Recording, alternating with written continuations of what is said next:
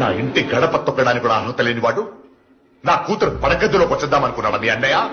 మీరెంత, మీ బ్రతుకెంత? ఇప్పుడు కరెక్ట్ గా మాట్లాడుతున్నారు సారు. ఇదయ్యా మీ అసలు రూపం. అవునరా, వినబడుతుందా చౌటు నా కొడక? నేను చెప్పానని తెలుసు కదా, ఎందుకు అప్పుడారా నన్ను?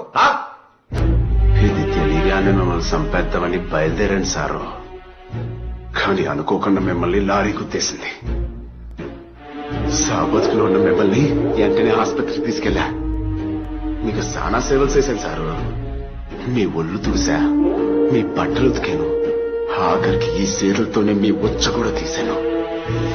మీ గడ్డం గీకేటప్పుడు నా చెయ్యి మీ గొంతు దగ్గర ఇలా పురికేది సారు. ఇలాగే ఉనికేది. మిమ్మల్ని అప్పుడే చంపించారు. కానీ ఎందుకు బతికించుకున్నారో తెలుసా? మీరు ఎందుకు చేస్తున్నారో మీకు తెలియాలి. నా బాధంతా మీకు అర్థం కావాలి.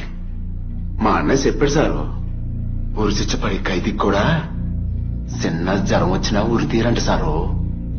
వాడికి బ్రతుకు మీద ఆశ కలిగినప్పుడు, పూర్తి ఆరోగ్యంగా ఉన్నప్పుడే ఊరి తీస్తారట.